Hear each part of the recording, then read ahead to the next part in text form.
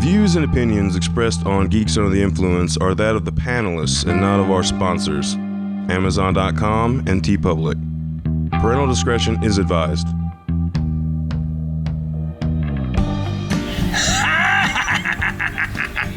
Freddy Krueger here, a.k.a. Robert Englund. Greetings from Tromerville. I'm Lloyd Kaufman. It's Tracy Lords. This is Buck from the Toasters. This is James Duval. Hi, this is John Russo. And these geeks are under the influence. And you're listening to Geeks Under the Influence. And you're listening to Geeks Under the Influence. And you're listening to Geeks Under the Influence. Geeks Under the Influence. You're listening to the Geeks Under the Influence podcast. Because not only is Geeks Under the Influence hilarious, entertaining, and educational, it's the best podcast in the world. But first, I gotta kill Michael, the Hobbit Bickett. You should see his feet.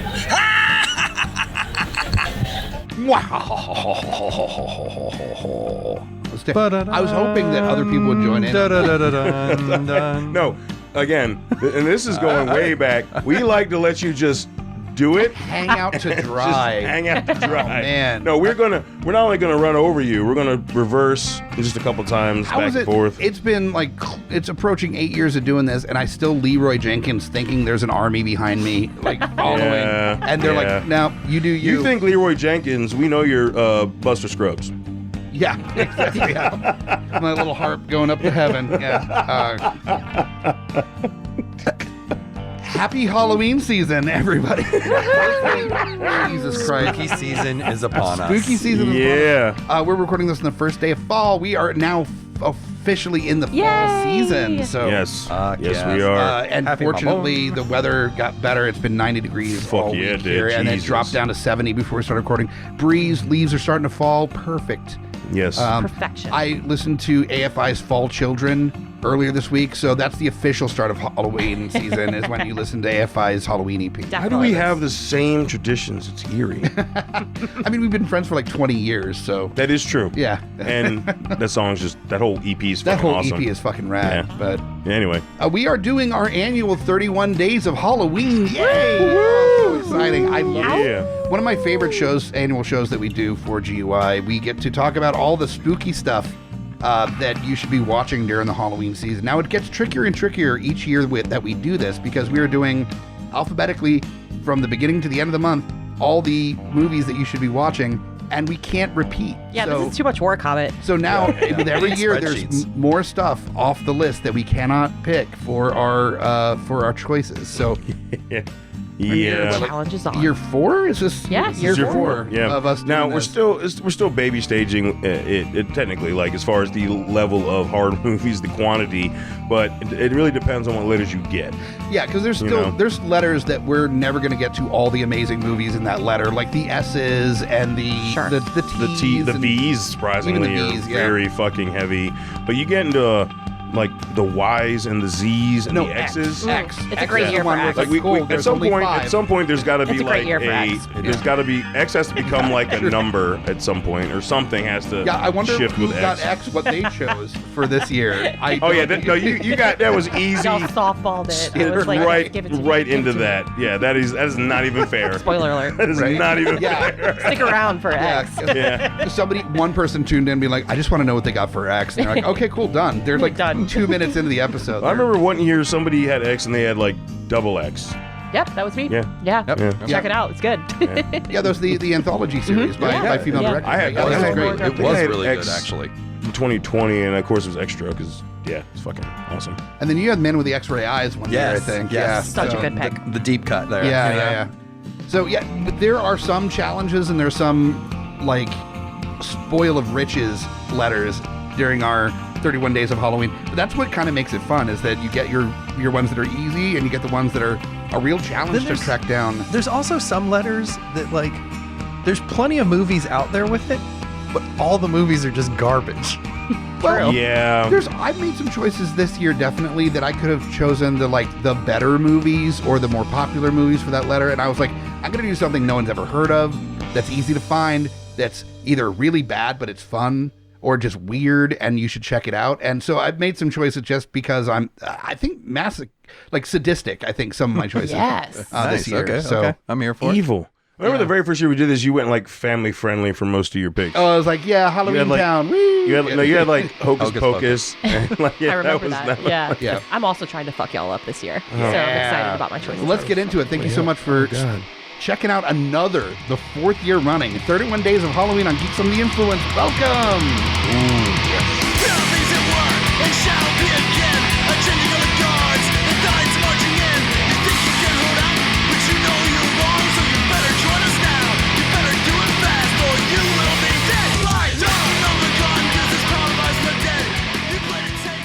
Yay! Oh, I'm so excited to get into this, and I will not spend a lot of time in introductions because, it's the same. We've been here before. A few years now, so yeah. Let's get it going and get into the letters. First off, the man of many hats, a farmer, beekeeper, spooky music player, photographer, artiste. Will Macabre is here. Thank you.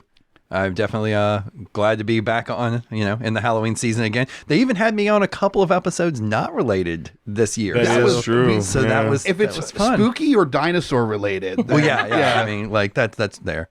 I don't expect you to do too many episodes on beekeeping.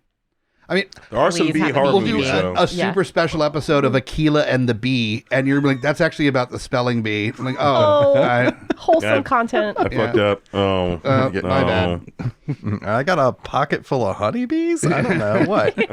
That's the children's album version of a Rage Against the Machine song with a pocket full of honeybees. Still kind of terrifying. They rally like even more terrifying. Right? Nobody wants that. Right? No. Next up, we've got horror enthusiast and blogger, podcaster extraordinaire that we get to have on during the spooky season. And I really need to get you on more shows. Katie from Necropolis is here. Your favorite spooky bitch is back. Yay! Yes, this is my favorite Cue fucked the up Elton family John reunion. song. Yay. Just add spooky. Spooky bitches back. Yeah. I'm excited. I'm telling y'all, I'm bringing the heat this year. I'm choosing movies that are going to fuck everyone up. So I'm ready. Let's go. Fantastic. Yeah. And the gentleman that fucks shit up with me on a regular basis here on Geeks Under the Influence, my partner in crime, Lowdown Brown MacGyver. What's going on, everybody? I'm always stoked to talk horror, obviously. Well, yeah, you co-host a fucking horror podcast, so yeah, no, I don't know what you're talking about. Like 2 of the 4 panelists on here have spooky podcasts, so yes, Woo, yeah, and I haven't been on yours. We got to make that happen. We should. Yes, we should. Yeah, but you have Stay been tuned. a guest on Madness. God, love hanging out with 4 you or guys. 5 times, Yeah, at least. Yeah, absolutely. We always want you to bring.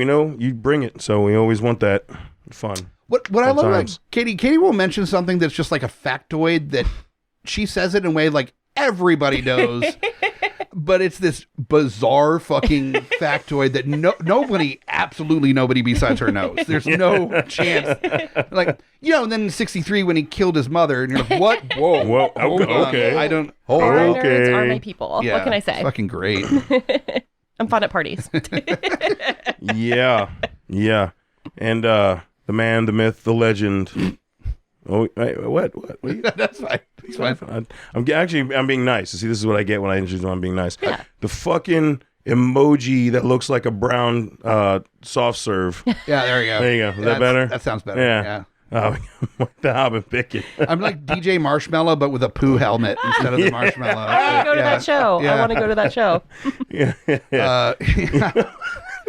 Yeah, great fucking panel for this. I'm super excited to dig into it. Check out GUIPodcast.com for episodes from this show, the other shows on the network. Check out all the cool shit that we're doing, and stay in touch with us with our social media. All those links at GUIPodcast.com. Let's fucking get into it. Let's do it. All right, so we are starting a day or two before Halloween. We're starting on the Friday before, so we've got Katie starting us off here on with a numbered movie to start, and this is on the Friday before or the end of September. Gird your loins because I'm coming in with a bang. So I've got not just 1, but 3 spooky shorts for you. We're traveling all the way to Asia, and not just one country, it's 3 different countries. So I know what this is. Yes. Movie I'm starting off with, and I'm actually really excited because I've watched this a few times, but it's been a minute. I haven't seen this in a few years, so I'll be watching this along with the audience too. It's 3 Extremes. 3 Extremes is so good. Yeah, 3 Extremes. It's an anthology horror movie. I didn't know that it was actually a follow-up to another anthology film called just Extremes, I think. And this or 3. Maybe it's 3. I'm sorry, I'm jumbling. But 3 Extremes is a follow-up to a previous anthology. But this one has 3 different short films. One's from Hong Kong, one's from Korea, and I think the third one's from Japan. But you got Park Chan-wook, who directed the first segment and directed Old Boy. Come on. And then you have Takashi Miike, who directed Audition and Imprint. Ichi the Killer. Yeah, so many good things. He's got a segment in here. And then my favorite one is called Dumplings. And Dumplings. There's an extended version of that on the double disc. Yeah. Exactly. And then that actually became a theatrical, like a feature film. So they even took that short film and then made it into a long one. When did that one come out? It's like 2004, I think. I have not seen that. Where is that at? It is streaming on Tubi. Ooh, great. Yeah. Nice. Awesome. Free. And all 3 are great, but Dumplings is the winner, which is weird because like Park Chan-wook it's can great. do no wrong. And that was that great. Cut? Cut. I think? Yeah, Cut. And that's a great one. But man, Dumplings is the one. Yeah, Dumplings is the one. That's a movie I hadn't thought about in a long time because it came out when you and I were working at Blockbuster. Whereabouts? Wow. Yeah. I remember especially when the whole J-horror kind of thing was a trend. That was super, super popular around that time. That brings me back a little bit. I'm pretty sure I have that in my collection. So that's like a nice, happy, guess I'll put this in. Now I have the excuse. Great.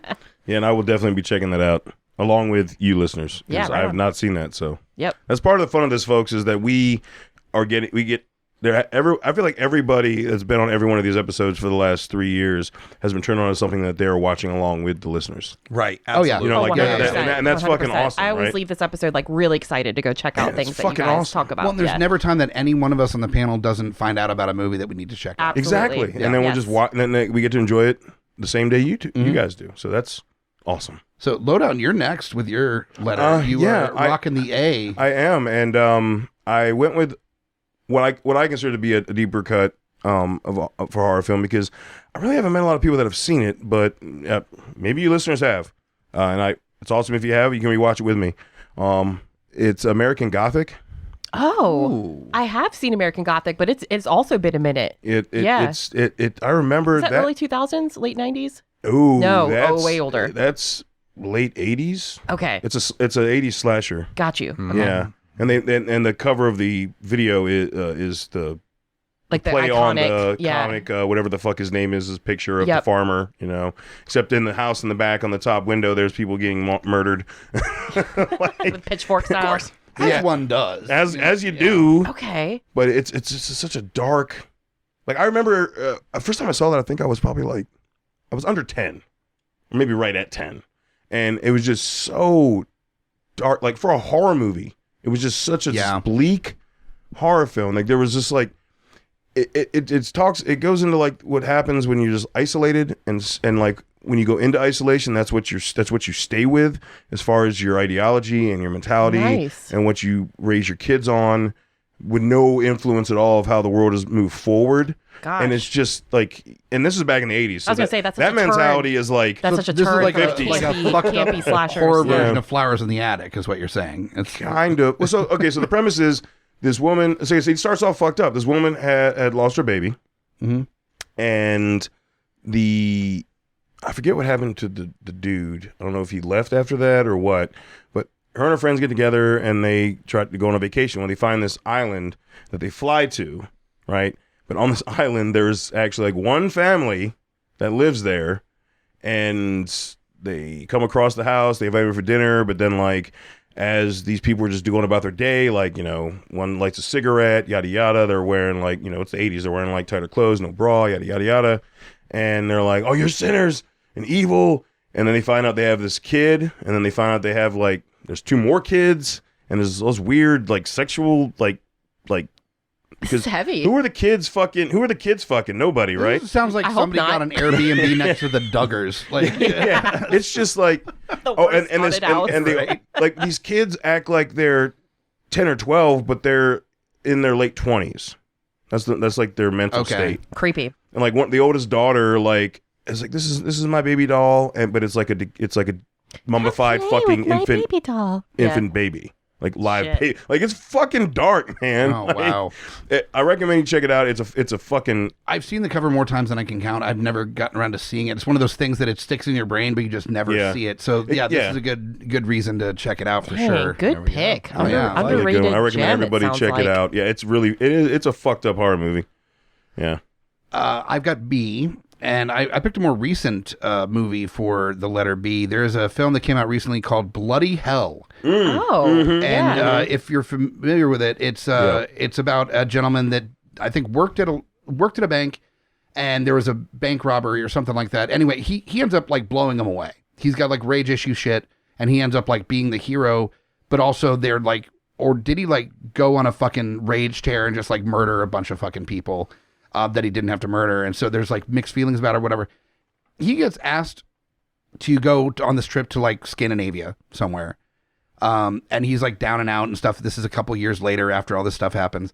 And he gets basically kidnapped by a weird Scandinavian, like Texas Chainsaw Murder family kind of thing. As one does. And turns out this dude has like multiple personalities, and it's him like talking to himself, trying to tell him how to escape this thing. Wow. And it's so fucking funny. And it's so dark and so depraved, and it's a blast all the way through.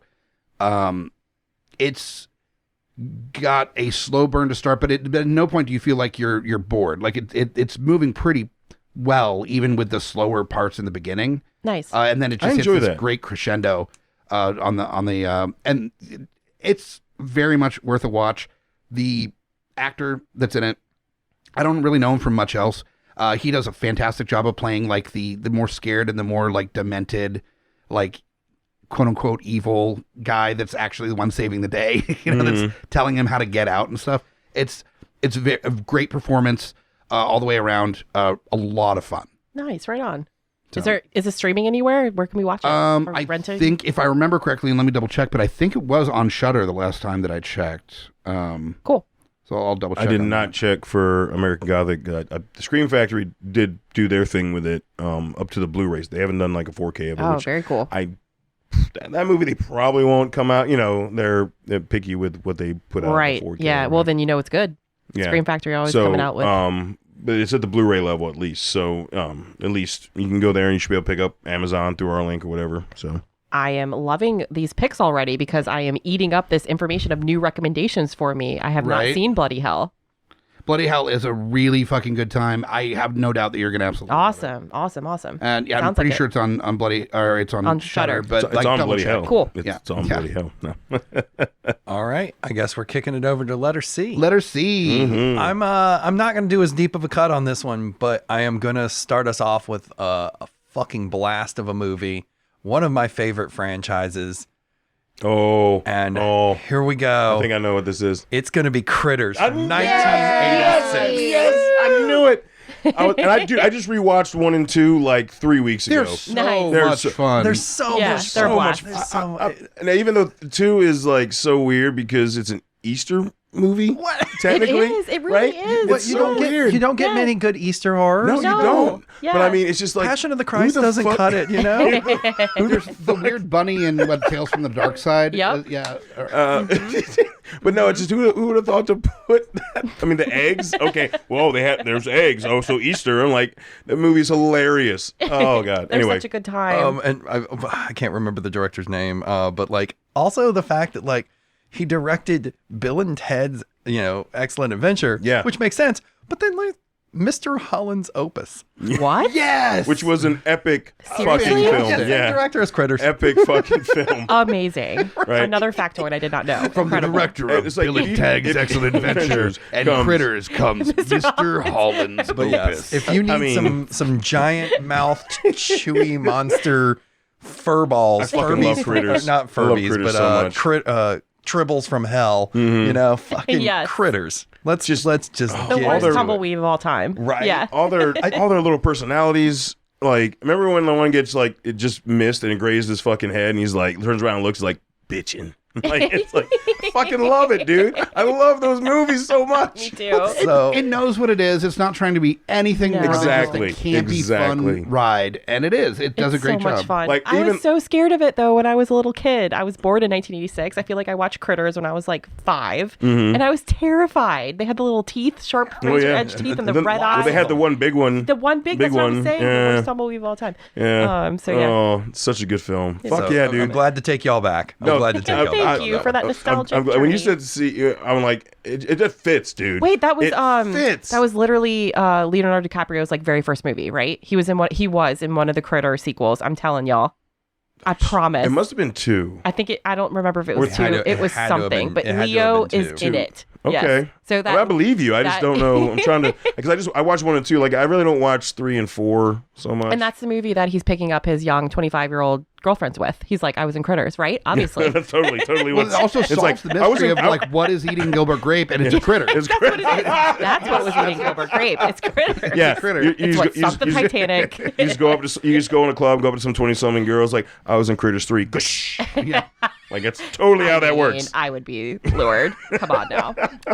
Way past the age limit, though. Also did double check Bloody Hell is in fact on Nice. Shudder. Oh, I'm so excited. Awesome. But Critters, fuck yeah, that's amazing. Fucking Fuck A, yeah, man. Critters. Yes. All right, back to Katie, round 2. With the D. Hell yeah, I will bring you the D. I love the D.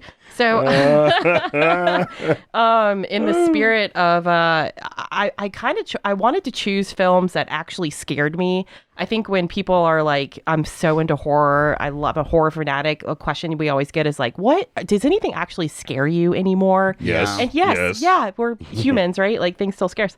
So, I chose a movie called The Dark and the Wicked. And Dark and the Wicked, that's terrifying. it is so scary. It's directed by Brian Bertino, who directed The Strangers, and I would say it's not the story. It's a possession movie. It's it's a creepy farmhouse. There's siblings that are taking care of their ill father who's on his deathbed, and there's something sinister in play. But this, I'm telling you, is just an extraordinary example of atmospheric horror. Yes. So the setting is what is scary. It is Okay. it is the lighting, it's the mood, it's the set design, it's the use of sound or the lack thereof of sound. And that is so supremely creepy.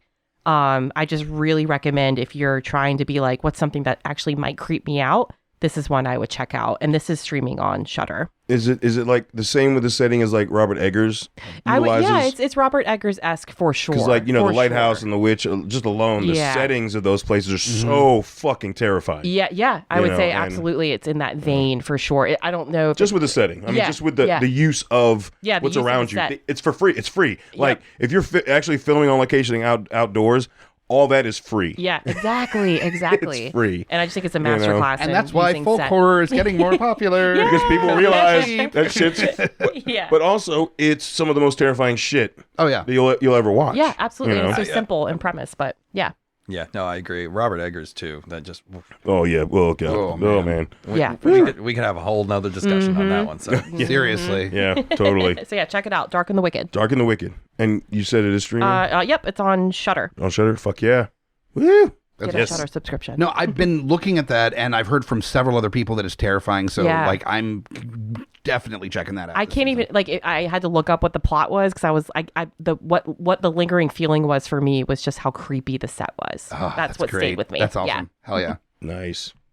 All right. I have got next letter up is E, and it just so happened that I literally watched this film like 3 days ago, and I'm like, oh, it's an E, and I fucking love it, and I'm going with Exorcist 3. Nice. It Hell doesn't yeah. get enough credit. It doesn't get enough credit. It no. doesn't. Like, it's a movie that I frequently rewatch. Yeah. And I mean, bringing back what's his face who played Father D. I call him Father D. Let's call him Father D. Yeah. You know, All the D. the one who basically who died in the first one was a walking Right, zombie. yeah. But fucking, and I'm building up in level of actors here. We got early Brad Dourif who Yep. fucking destroys it. He's only in like one He's so section of the creepy. film, but In he the cell, fucking in the prison destroys cell. that Yeah. scene. He fucking, it's so terrifying. He's acting in like the snot, everything. It's amazing. And if you're not familiar, that's Chucky. That's who voices Chucky. That is Chucky. Yep. And I mean, obviously, Graveyard Shift and just horror legend. Just from such a shit. Even out of horror, Deadwood, fucking great in Yeah. Deadwood. Anyway, I am a Brad Dourif fan. But then we've got the man who on every scene just dominates it, walking in, swinging dick, mushroom tapping every motherfucker. George C. Scott. George C. Scott. He fucking kills it. I think it's just I'm older now and I'm appreciating his presence more. But I've always been a fan, even in Firestarter, but like his Christmas Carol, his obviously, I love Patton, his Christmas Carol. Dr. Strangelove. I love George C. Scott. But he has this essence about him. He carries himself. And as I'm watching this movie, rewatching this movie recently, that really hit me harder this time, like how he carried himself through each scene. It's brilliant. Like I loved watching him on the screen, even more than normal. I don't know what it was, but I'm just like, God, the fucking legend. I love that. Fucking legend, Yeah. George C. Scott.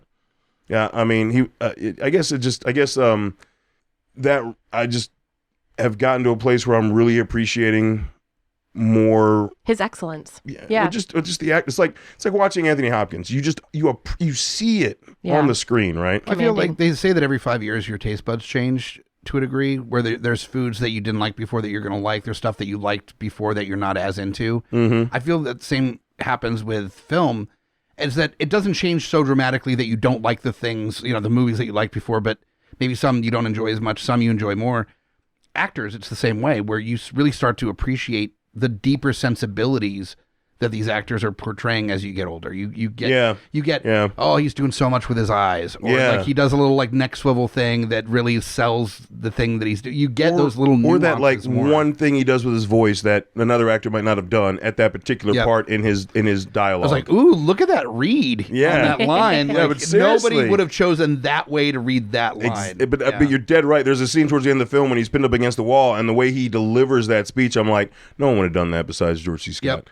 Absolutely. That was his like iconic, like angry, gritty, forceful voice that he had that he would utilize, and that's only George C. Scott. So anyway, there's so many awesome scenes in that film. It is at times when you're watching it, I'm like, it actually goes a little harder as far as for the horror aspect and not just the shock value. The Exorcist had a lot of shock value. Yep. Exorcist 3 actually went more into like, okay, we're going to try to scare the shit out of you. Yeah. Not just shock you. Oh, that scene where it's Arguably in the one of hospital. Yeah. The shears. Oh, God. Yeah. Oh, God. Or whatever. Every Like, fucking scissors. time, because I can never time it right, and it's like, oh, fuck. Yeah, because the timing is just like a half second off, so you're never prepared for when it pops out. Literally one of the scariest scenes of the 90s in Oh horror. yeah, Yes. absolutely. I would put it up there. So I just had to give that some fucking love. I love that film. I'm glad. I haven't seen it in a long time. It is streaming on Prime, so I don't know if it's Prime or Shudder. The problem because is I think it's on my shelf. I'm pretty sure I have. I think I have all it three. too. I think I have all three I do- Exorcists just sitting there. I do have it. seen I just The get lazy Heretic since I sometimes. was probably a teenager. Same. I own it too, but sometimes I'm just too lazy. So I'm like, that's right there. I'm just click. Yep. Y'all go to Second and Charles, buy a bunch of Blu-rays and DVDs, and then never watch them because they're all on streaming services. But the one day they're That not. is the way. The one day they're not, and we have the hard copy, we will be the victors. When the Wi-Fi goes out. Yes. Time to shine. Oh. One moment. This 20 minutes. I got this shit covered. Well, it's the whole time you're watching the film. So you get like an hour and a half, Yeah, 2 hours. yeah. You know, give yourself that. I think it's also something to say that there's not a whole lot of other franchises where you could say the third is arguably, on par with the original. You're And right. It's so good. I can think of one, and that's it. Yeah. So far, Nightmare on Elm Street. That's Yeah. the only one I Yeah. can think of that Yeah. is like on Dream par. Warriors. I mean, Yeah, iconic. fuck. Yeah. What's the... I think there was 4. Was the Omen one that... Omen had- 3 was good with Sam Neill. Was that the third was one, 3. Sam Neill? He was grown up. Yeah, that was solid. great. That was That is great. That solid. got shit reviews though. I don't best get it. ones It's worth always another do. look. Yeah. Or the third Chucky where he's in the military The military school. with the grenade. I get so much shit from I F.U. love Hunter that with that. scene. I love it. I love it too. I get so much shit from F.U. Hunter about that, like about how I love Child's Play 3. I'm my like, God, I dude, love Child's he Play switches 3. out the paint for real bullets, and these kids are killing themselves. That is fucked, dude. So great. That is royally fucked. He's killing kids, like multiple ones. Like, anyway. And then the whole falling into the fan at the end and getting chopped up. Dude, it gets half his face ripped off. Come on, man. There's so many awesome scenes in that movie. It really is epic. Oh, I need a Chucky 3 Major Pain crossover movie, Oh and I'll my be set. God. I'll be set. I'll be good to go. Killing is my business, ladies, and business is good. Want to take your mind off being stuck in that doll? Give me a finger. I reference that all the fucking time. The Major Pain move, as I call it, where it's like, oh, you're hurting? Well, I can always just break your finger. Give me a finger. Yeah. Jesus Christ. Please bring me back for a Major Pain episode. All right, moving on to a true auteur that I believe we haven't done a director episode of, but deserves every bit of it. One of the few directors that is able to capture even a little bit of that Lovecraftian madness. Stuart Gordon is the director of the next one for F. It's F, so yeah. We're doing From Beyond. Fuck yeah, we are. Hell yeah. Yes. From Beyond is such a underappreciated fucking body horror nightmare of a movie. Nightmare is the best way to describe it. Just before we dive into the genius of that body horror / interdimensional creature feature that it turns into, can we just please enjoy Barbara Crampton in all her BDSM Always. leather glory? Yes. Holy She's fuck. hot. Oh, she's still hot. Oh, yeah. She's in her 100 60s. yeah. And she's still fucking hot. Yeah, Absolutely. 100%. Like, I've seen And her in cool as shit. And So you're fucking right. cool. But I've seen her at cons. She's fucking rad as fuck. But then, you follow her on any of her social media, and she's just gorgeous. She's beautiful. And she Like, loves horror. Like, she loves loves, it. Yeah. the horror Yes. community. Yes. Yeah, she's amazing. But anyway, that scene is just like, oh, fat. Speaking of F. Yeah. F is for fat. But yeah, it's this Lovecraftian story about find a machine that allows people to see other dimensions or see past the veil of the dimension that we're stuck in, and it causes your pituitary gland to extend out of your body or And something. basically third eye. A third eye thing, yeah. and so it's this almost like not Wes Craven, a fucking Clive Barker-esque body horror sensual combination kind of BDSM-y kind of movie, but with a Lovecraftian overarching tentacle thing. It's going for it's like body melt and just yeah. Sexy. Oh, there's definitely some I don't even know how to describe some of the scenes in that movie. Is just generally gross. Oh, just so gross. And they get the sound right too, where it's just squelching. That was one of those movies that very early in my watching horror movies, the cover alone sold me on it, where it was just like a VHS in the old movie section, and it's this old man face with it being stretched on the sides. Yeah. And I went, this is a horrifying cover, which means this movie's got to be good. And I watched it and was like, I don't even know what I'm watching, but holy fuck. I don't know what's going on. But I didn't know about Lovecraft at the time. I didn't know about Stuart Gordon or any of that. That's and cool. I was blown away by What a fun this movie. entry point. I kind of wish that I had seen that first from Stuart Gordon. My first one was probably most was Reanimator. Reanimator, Not downplaying that film at all. But I think this was his furthest reach of a film. This is the furthest he was explored. swinging on this. Pushed his limits, but in the vein of what his films were, he nailed it. But this is the farthest he went, and then after that, he kind of we saw him reeling it back, right? We had Castle Freak, I think, was one of the next films, which was definitely way more subdued back, that monster and dungeon thing. But this was his. I'm gonna shoot for it, and I'm gonna go. Go. Yeah, and I love him for it. I'm so happy I got to meet that man. At the very first, it was the very first Scares the Carry. He was there. Him and his wife. Cool. And his wife was sweet as shit. She actually saw my Reanimator poster too. Nice. Yeah, she was such a sweetheart. They were just so cute. Aw. Yeah, Also, that movie, awesome. especially during the climax, utilizes bisexual lighting very hard. The purples, blues, and pinks are all about it in that final climax moment. Just ooh, delicious. yeah, I love that lighting spectrum because everything looks cool and kind of creepy in it, hands down. Absolutely. Nice. Just like bisexuals. No, Yeah. I mean, Facts. well, we're about halfway through the first part of our annual 2-part 31 Days of Halloween episodes. And before we continue on with the rest, let's talk about our sponsors and some events going on in town. Of course, first up is Amazon.com. We're all buying the spooky stuff for the Halloween season. We're getting stuff for our house. We're getting costume stuff, candy. A lot of that I know I'm picking up on Amazon. It's convenient, and you have a lot of choices to choose from.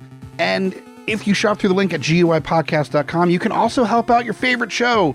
No, not Mark Maron, this one.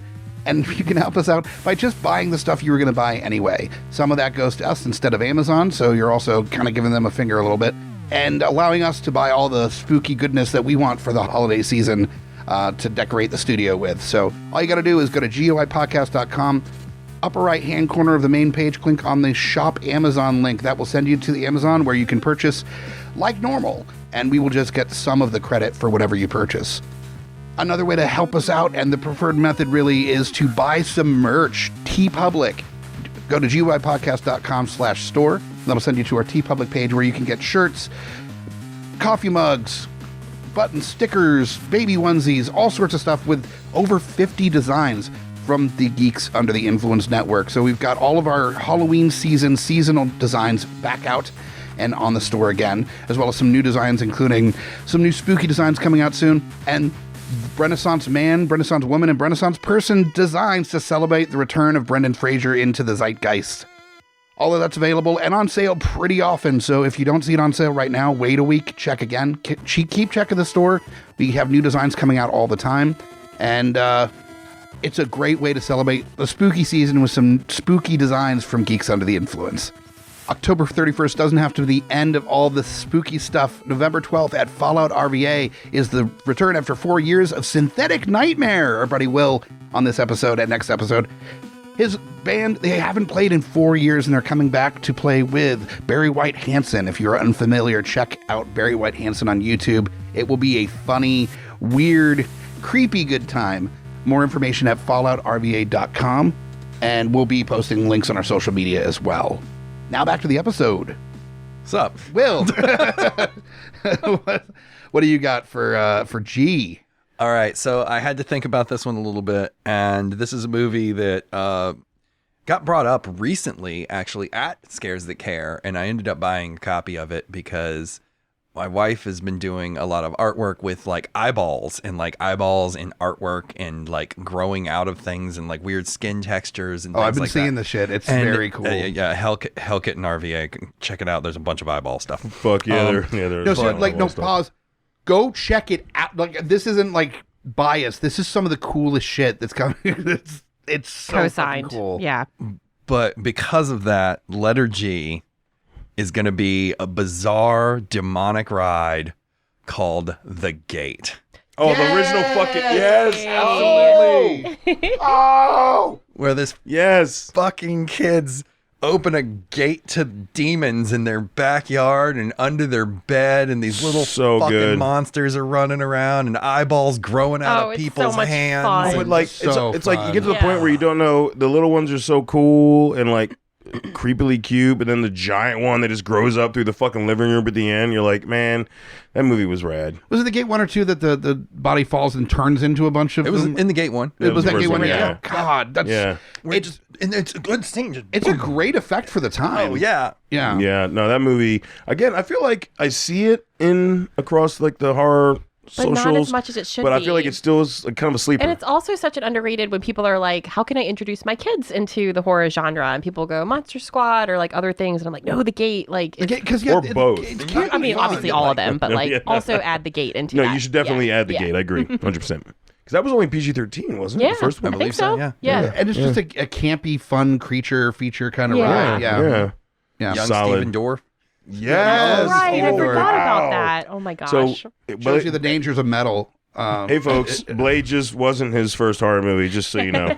So you know. There you go. Before the horrible CGI of him being pulled back together, we had claymation in The Gate. Before he was looking for a blood god, he was looking for the stop motion claymation god, I guess. In to help The Gate. save him from I had to bring that one, and just that, Fuck yeah, man. and that scene of the eyeball opening in the center it's of the so hand. gnarly. Yeah. It's like it's one of those that's like, how did you still get this as PG-13? The 80s was rad. You know? Yeah. Dude, it really was. That's a gem of a movie. It really like, is. You can, yeah. And there's You two haven't sequels. seen that go. Was it Yeah, just- I think so. There's 2 and a 3, right? I never saw 3. Me neither. I've seen 2. 2 was equally as campy. There, I mean, some of the not nostalgia, but some of the magic was kind of gone into from it. But it was still it was still good. I think, like, you know what reminded me of The Gate when I actually watched it the first time? Obviously, it was The Gate on steroids as far as the fun factor, but Psycho Goreman. Oh, yeah, I agree. I totally agree with that. I had not made that connection. It gave me that feeling of just that. It was just so hyper fun, energetic. Yeah. The color palette, it had a very, very vivid color palette. I don't know. It just reminded me of that when I watched it last year. I was cool. Fuck yeah. Love that. Cool. All right, so Katie, you got H. Yeah, so plenty of good choices. My God, there are so many good choices for H. Yes, there is. So it was hard to narrow it down, but I kind of am going with what I was talking about with Dark and the Wicked, Beck and D. It's a movie that genuinely creeped me out, and I am a little bit of a found footage enthusiast. You might call me a found footage file. So I'm going with Hellhouse LLC. When you said found footage, I knew it. Yes. I knew it. Yeah. And dare I say, if you want a H double feature, you could do Hellhouse LLC and The Houses at October Built, because they have similar premises. Hellhouse is the one, if you're going to choose one. Mm-hmm. It's about a group of friends who are looking for a great location to set up a haunted house attraction, like a Halloween haunted house.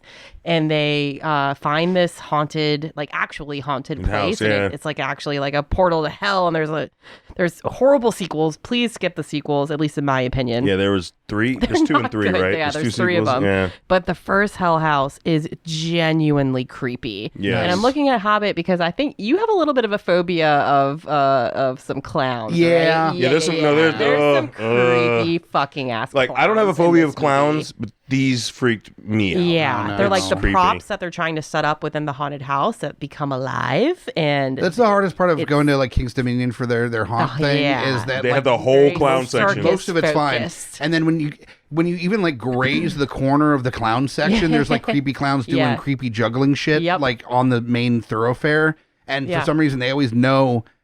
Like You're it's scared. like cats know when It's on your a person face. that doesn't like cats. It's on your face. That's clowns. Is that like clowns know? Oh, this motherfucker, and just come after me. That happened at one of the Man Monsters we went to. There was this right after like American Horror Story season 4 had come out. Freak show.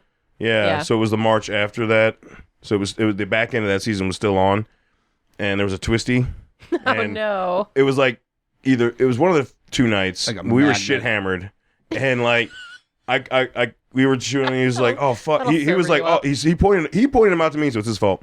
And he was like, "Oh fuck, da da da." No, fuck that. We're not going over there. And then he turned around and talked to somebody else, and I just called the guy over here. And so when he turned around, Twisty was right there. I was like, oh, no. I got a picture of him, and he's just like, it's just like so I wish you all could see the face that he was trying to make. that was not a great time for me. Not my favorite. I time. thoroughly enjoyed it. I know you did. So Hobbit, proceed with caution on Hell House LLC, Jesus. but low budget, and sometimes the simplest scares are the scariest, you know? Yep. Yeah, And no, I that's agree. what Hell this- House LLC is awesome. Yeah. Sequels. I didn't see 3. I saw 2, and it was Oh, not. they're horrible. They're so No, bad. wasn't Like good. legit. I love awful horror movies, and I'm saying skip them. Because they're just not even the fun. No, they're not. They're just bad. But I the recently first one, saw a film like that amazing. last night, and we'll get into that during the break.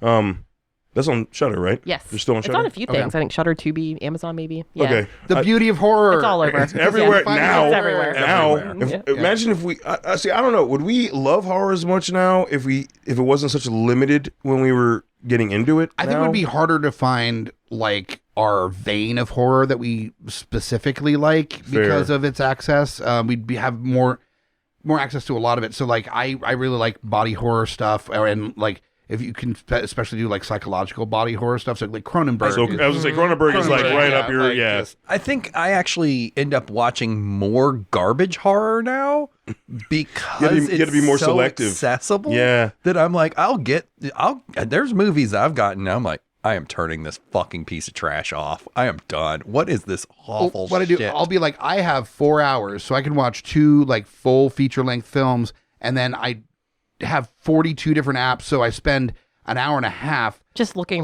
for stuff, choosing something. And by the time I choose the thing, I was like, I got to do like an 80-minute horror movie because that's all the time that I have left, and I just go to Shudder and be like, yep, okay, cool, That'll work. And then you end up watching fucking whatever the one with the llama was. Whatever. Llamageddon, yeah. Okay. Something just like, what the fuck? Watch Llamageddon. Yeah, well, yes, That's please, horrible. please watch. That's a side note for this one. Yeah. Lowdown. Oh, I am back with the letter I, and I had to go with one. It's an oldie, but it's a stellar one, and I'm surprised when I look back that it hadn't been picked yet, and that's Invasion of the Body Snatchers.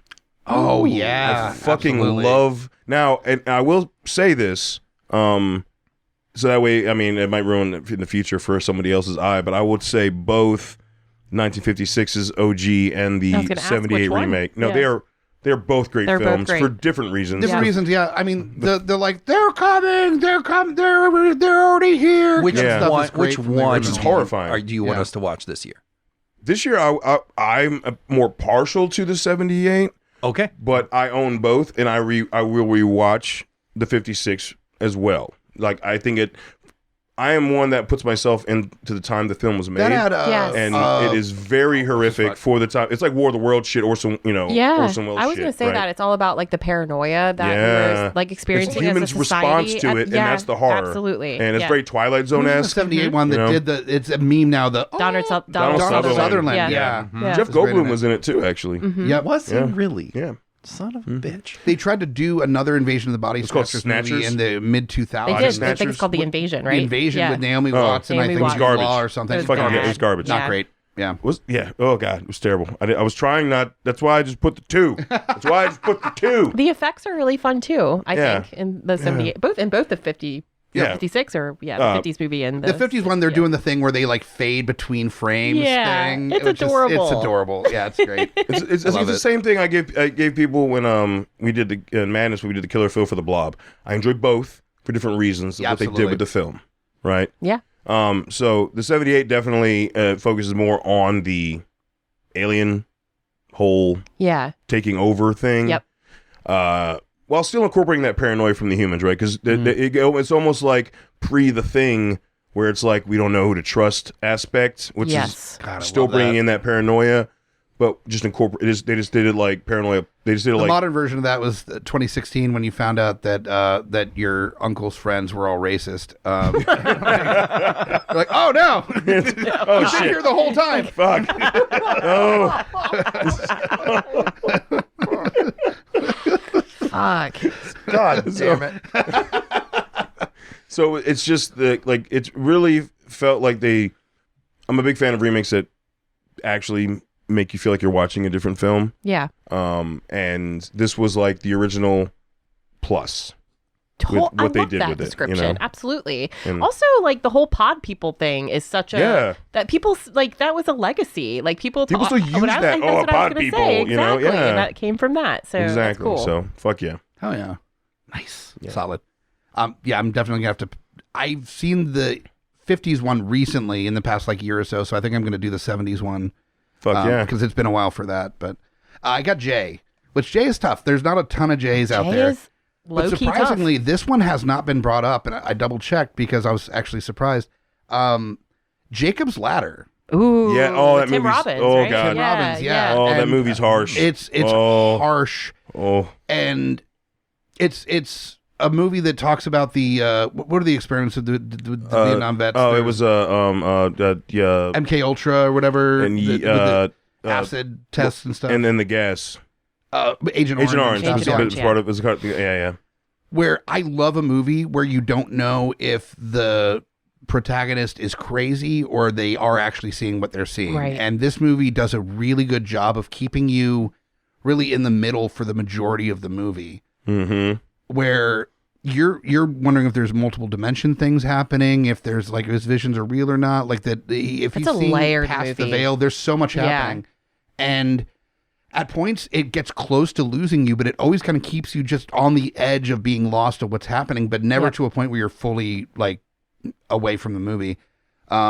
Very great performances, really creepy moments that border on body horror, is like the dancing scene with his girlfriend is Oh, like dancing, yeah. and there's strobe lights, and then there's just this monster like tail spike thing that just goes through her, and he starts freaking out, and then he has 106-degree temperature and has to get an ice bath, and it's it's a really upsetting movie. And then the weird, like, blurry faced heads in the car that are chasing him, and his buddy that's like always angelically lit. Then you find out later why. And like, there's so many great little nods to what the actual story of it is throughout, that don't give away the whole story. You know, it's a beautiful film. It's scary. It's frustrating.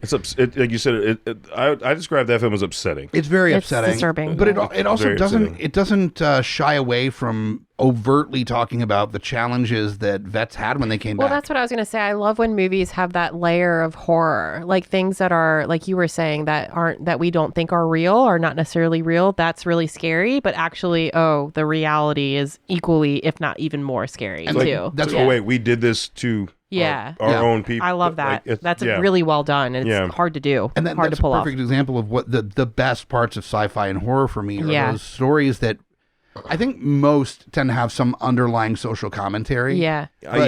But when you have something that's so incredibly well nuanced in its approach to that conversation, and has like a visceral way of telling that story without it detracting from the fun of the experience, right, or hitting you over the head. It's really well done. It was done very well. So Jacob wasn't that Ladder up for Oscar? Didn't that win? No, I don't I remember. don't know. I wouldn't be surprised. I don't remember, because that was, what was that, like late 80s? Late 80s, I want to say, or late 80s, early 90s. Okay, yeah, because Shawshank was like, what, 94, and it was like way before that in his career. So I want to say it's at least a bit like 88, 89. He looks a little young faced in it for sure. Yeah, baby, little baby. So we got Jacob's Ladder going on to. I had to check letters because I'm a few beers in now. K is next. I forgot my alphabet. K is an interesting one. We've covered some really good movies that started with K, and I'm going to throw us back a little bit to a movie from 1966. Oh, cool. Called Kill Baby Kill. Okay. Yes, I that's don't know Mario this. Bava, right? Yes, Yes, it it is. is. Wow. Yes. Mario Bava, it's great. who was on The Evil Eye, Black The Sabbath. father of Lamberto Bava. Yeah. Yes. Okay. Yeah. Shit. Lamberto Bava worked with Argento on Demons. I didn't even think about that when I was picking this one. Jesus. No, but he's an amazing director in his own. Yeah, like, no. he was like the proto Giallo type of stuff, right? Like proto Giallo for sure. Yeah. But he just did so many great horror films, and when I had the like borderline exploitation, Yeah. Italian exploitation kind of thing going. Oh man, he was crossing a lot of boundaries. Like, he was a phenomenal frontier director. I kind of picked this one because of the director, but also just Kill Baby Kill. Like, you've got the whole town kind of protecting this weird thing that's going on, and this little creepy ghost kid, or is it a ghost? What the fuck, creeping through the window, and the old witch basically that's like that's helping protect her, and just in general for the time, there are some really fucking creepy scenes in this movie. Yes, I love that. So yeah, if you haven't ever seen Kill Baby Kill before, it's a fun ride. It's definitely worth.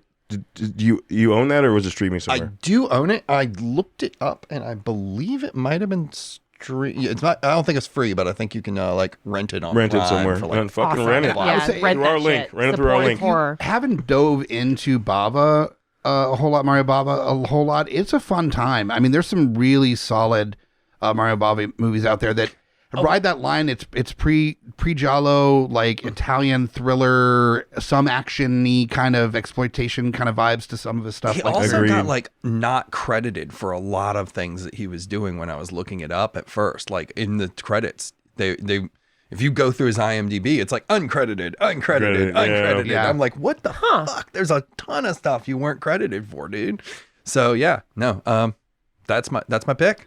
I mean, Italy in the 60s, 70s, like there's probably some state shit happening where... What was You that? think he was intentionally? Or, I mean, there's a lot of countries where the state runs like the film companies and stuff. So there might be you can do this, but you don't get credit for it. Right. Kind of thing. That's a good call out, actually. Yeah. So I don't know that for sure. I'm just making a guess here, but... That's probably a pretty solid assumption if we dug deep into his history and stuff. Yeah. But That's for fucking. another That's time. like the deepest cut I think we've had so far. Yeah, that's a good Mario one. Bava film. Mario yeah. Bava flick That's for sure. That's awesome. I'm here Fuck to bring it. I'm here to bring it. We're educating the kids. I appreciate the shit out of that. Like, holy fuck. It's funny. We just released the Argento episode of Madness, and nice. Murph and I were talking about like kind of like, do we do I do want to do a Lombardo Bava because I mean, even though there's some stuff there, but his film career wasn't as vast as like Fulci and Argento, right? But his father, there was a fuck ton of lot films. more movies listed. You did Black Sunday? Yes. Yeah. Yeah. I love Black Sunday. Okay. Yeah, there were a lot more movies than I even remembered when I was digging through this one. I was like, holy I think the real lesson here is like go back pre-1970 for your You horror. find solid fucking knowledge. films. Solid fucking films. Yeah. Dig into that. Yeah. Absolutely. Absolutely, for sure. All right, so we're now down to L with Katie. So I actually just watched this yesterday, and it's a recent movie. It's from 2014.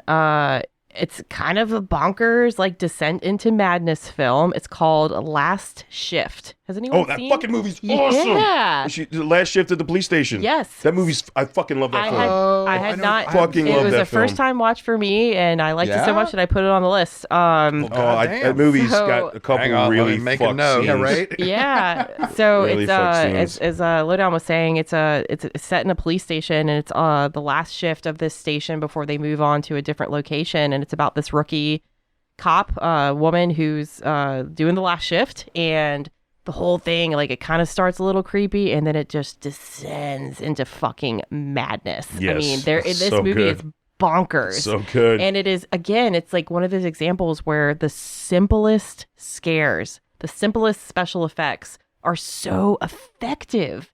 And you're like, how did this get me? How did this, like... And like I read about like the budget for that film was like Nothing at all. All the money literally went to like the practical makeup effects Yes. that they utilized for that Right, film, and it exactly. looks so fucking good. Exactly. So it's totally bonkers. I don't even want to describe what happens because the way it descends, like, you just have to watch it.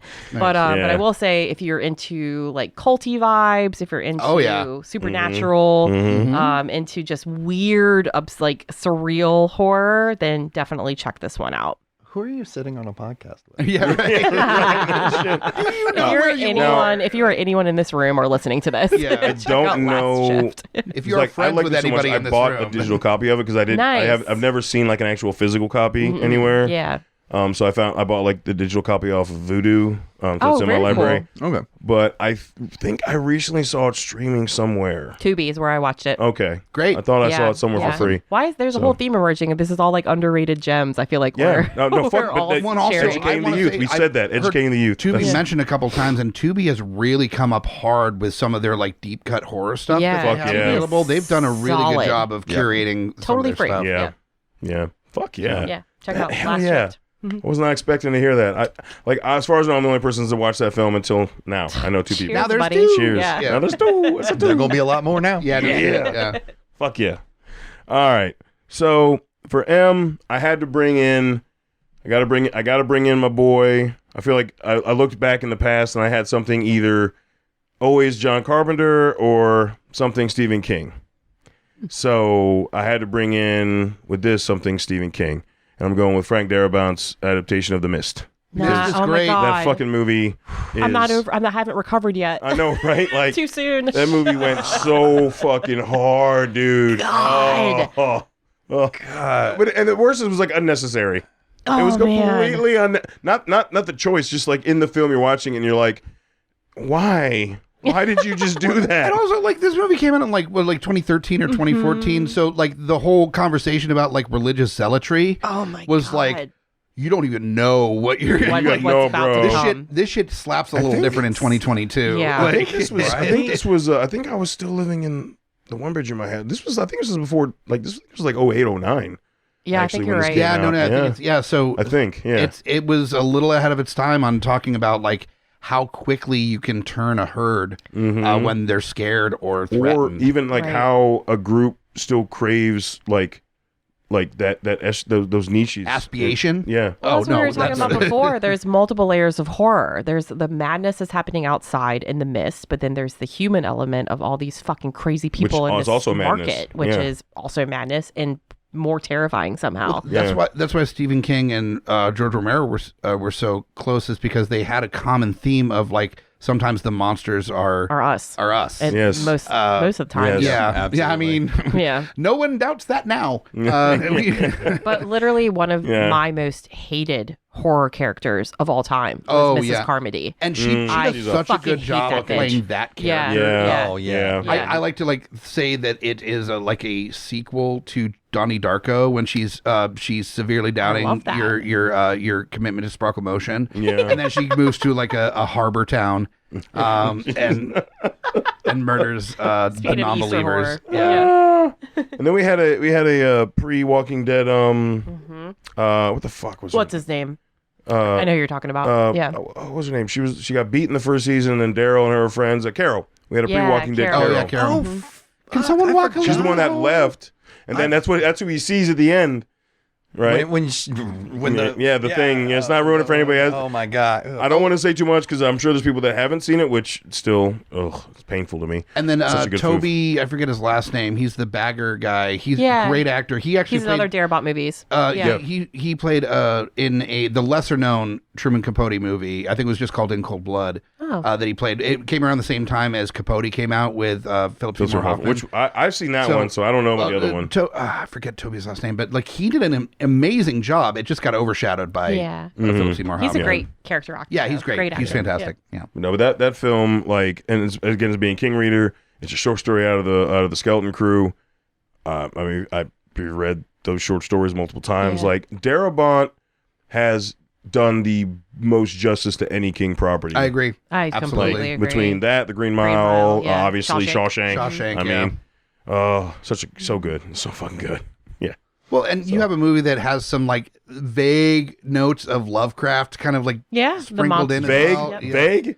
Well, I mean, there's no direct parallel to a Lovecraft story in it, but there's No, I mean, that's true. But it's maybe like anything ultra dimension with monsters. My brain immediately goes Lovecraft. Did anyone watch the TV show? I did not. I watched. I didn't watch it in any kind of order. I would randomly watch an episode here or there, and I just don't think people were ready for it. I think that it was good enough where it shouldn't have gotten canceled, from what I saw. Gotcha. And it wasn't moved anywhere where I could watch it from the beginning forward. Because it was sci-fi, and then it got put somewhere else, I think, for the final season. Okay. I believe. I think you're right.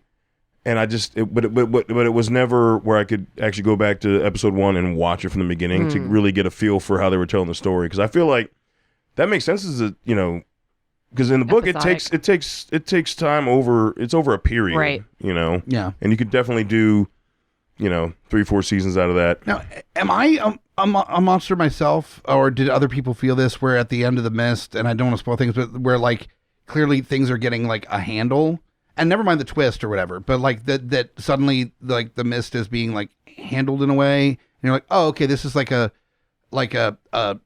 smaller incident than a global thing. Like it's actually. Did anybody feel let down? Like I had a moment of just like, oh, it's not global. Like, yes. It's not. Well, I felt the same way. Well, I really did. Oh no, they got a handle on it. The funny thing is,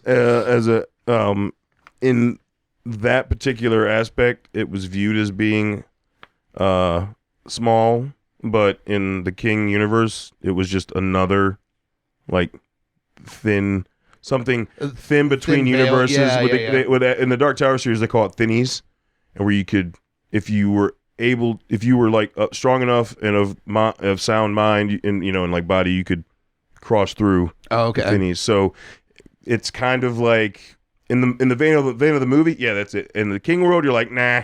There's tons more. There's a whole lot more fucked up shit going on there. Thank you, Professor Lowdown.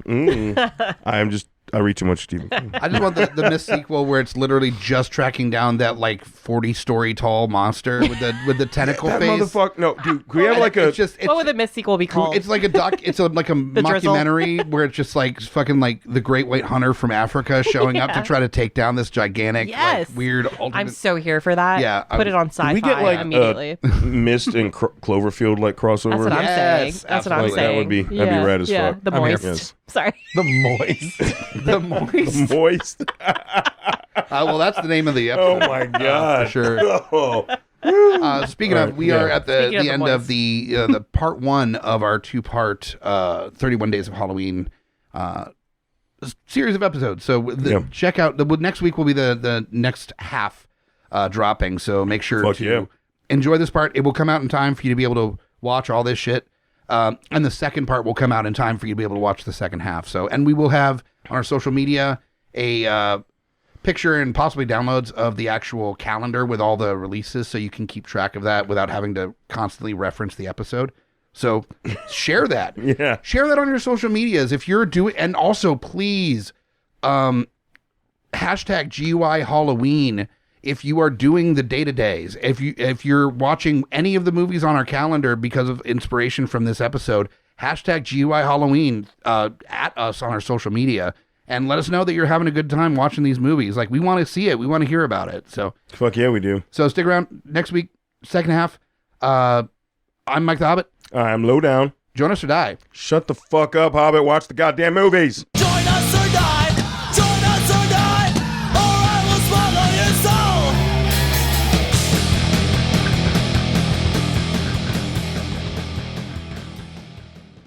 soul. GUIPodcast.com.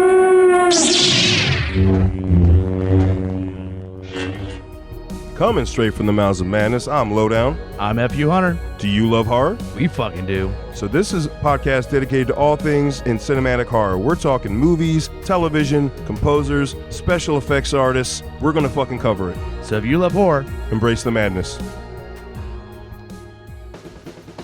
My name is Amy Bogard. And I'm Mike the Hobbit. And we are the hosts of Deeply Upsetting, where we use our expertise to answer your most upsetting hypothetical quandaries, such as, what non-winged animal deserves wings? And what body part deserves a secret mouth? Which cryptid is the worst roommate? These questions and more that plague you will be answered on Deeply Upsetting, available anywhere you get your podcasts and at GUIPodcast.com. In a world of blockbuster movies, there's another dimension. The dimension of schlock cinema. Join us at Beautiful Disasters on a journey into the fringe territory of B-movie abandon. We review the flicks that are forgotten or underappreciated to give them a proper place in the annals of celluloid history. I'm the Groots. F.U. Hunter. Your guides at Beautiful Disasters.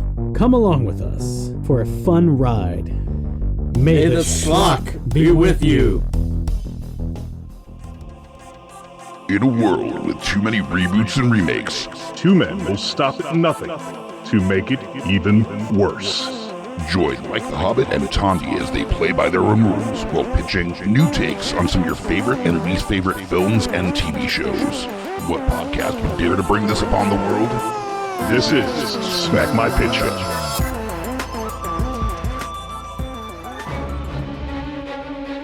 Hey guys, Scotty P here with Smash. On your left. And we are the Geek Fathers. That's right, bringing all the trials and tribulations of being a geeky parent. So welcome to our world. And as always, join us or cry.